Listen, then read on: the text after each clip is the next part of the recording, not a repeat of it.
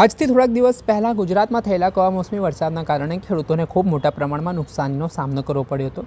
જગતના તાત ખેડૂતે માયબાપ સમાન ગણાતી સરકાર સામે આશા અપેક્ષાની નજરે જોયું હતું કે આ વખતે જે કૃષિ રાહત પેકેજ છે તે જાહેર કરવામાં આવશે, તેના કારણે ખેડૂતો થોડું ઘણું પગભર થશે। પરંતુ જે રીતે વિપક્ષના આરોપો સામે આવી રહ્યા છે, ખેડૂતો વિરોધ કરી રહ્યા છે કે કૃષિ સહાય પેકેજના નામે માત્ર મજાક ખેડૂતો સાથે થઈ હોય તેવી સ્થિતિનું નિર્માણ થયું છે।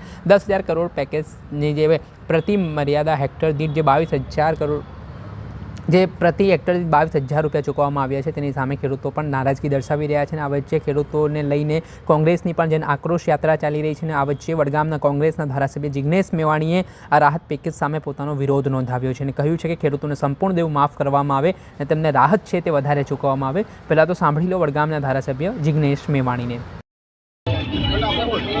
राज्य सरकारे पोते कबूलात करी અને જાહેરાત કરી કે ગુજરાતમાં અતિવૃષ્ટિ અને કમોસમી વરસાદના કારણે લગભગ 42 લાખ હેક્ટર જેટલી જમીનમાં ખેડૂતોની કાળી મજૂરીનો પાક બરબાદ થયો।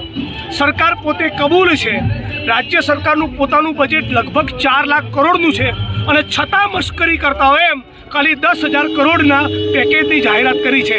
આને ગુજરાતના ખેડૂતો, ગુજરાતના નાગરિકો અને વિપક્ષ તરીકે અમે બિલકુલ ચલાવી લેવાના નથી અને એટલા માટે ખેડૂત આક્રોશ યાત્રા લઈને નીકળ્યા છીએ। આ યાત્રાનું સમાપન 13 નવેમ્બરે દ્વારકામાં થશે, પણ સરકારને કહેવા માગી છે હવે ગુજરાતના ખેડૂતોને, દૂધ ઉત્પાદકોને ટેકાના ભાવને પોષણક્ષમ ભાવ ના મળ્યા તો ગુજરાત કોંગ્રેસ અને ગુજરાતના ખેડૂતો, દૂધ ઉત્પાદકો બિલકુલ સાંખી લેવાના નથી।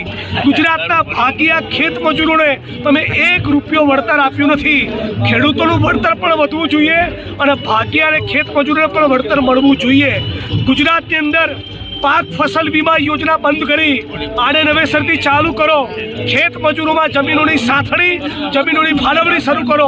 25 વર્ષથી નર્મદાની કેનાલોનું નેટવર્ક બનતું નથી, એ નર્મદાની કેનાલોનું નેટવર્ક પૂરું કરો અને ઉદ્યોગપતિઓના, પૂંજીપતિઓના ભાજપની સરકારે દલાલી કરવા માટે દેવા માફ કર્યા તો ખેડૂતોના દેવા પણ માફ કરવા પડશે।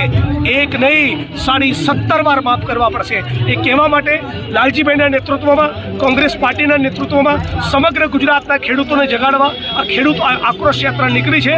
બધા સાથે મળીને કહો, કિસાન એકતા જિંદાબાદ, કિસાન એકતા જિંદાબાદ, ગુજરાતના ખેડૂતોનું દેવું માફ કરો, માફ કરો, માફ કરો।